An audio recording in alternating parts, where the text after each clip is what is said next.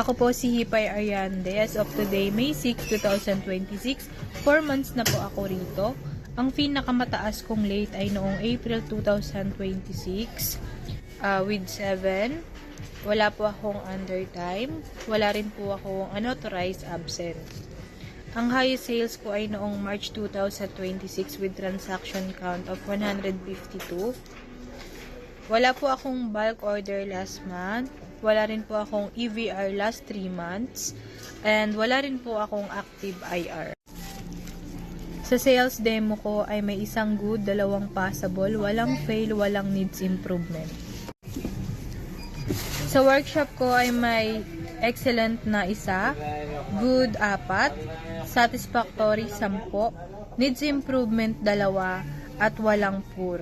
May improve ko po ito by continuing practice sa pagpapamiliarize sa mga product at pagiging open po sa feedback. At also, pag-focus po sa mga areas na kailangan ko pang i-improve.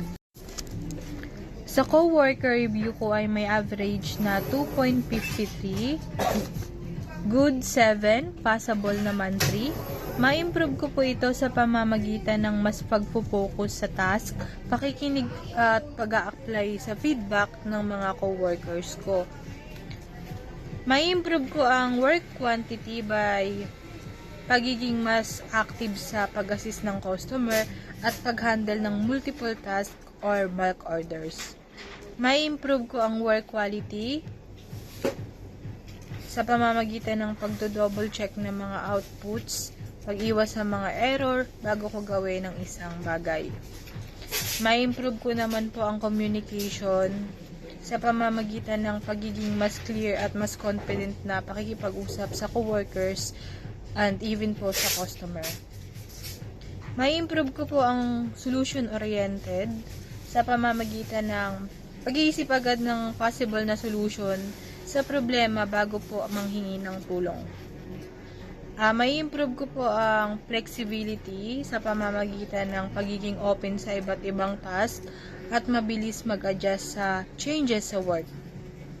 May-improve ko naman po ang team player sa pamamagitan ng pakikipag-cooperate sa mga coworker ko, sa team ko at pagtulong sa mga kasama ko kung kinakailangan. Positive comment sa akin ay masaya kasama, 2, and porsigido, 2 rin. For improvement ko ay kailangan maging proactive sa trabaho lalo na sa pag-assist ng customer at pag-take ng initiative kahit walang inuutos.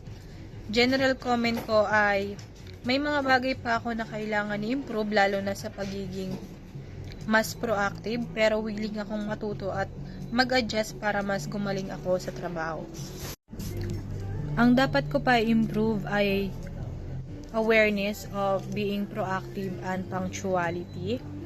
Na-challenge ako dahil na-realize ko na may mga areas pa akong kailangan i-improve, lalo na sa pagiging proactive at consistency sa work.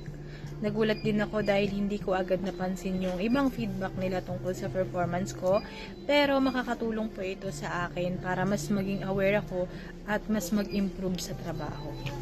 That's all po. Thank you!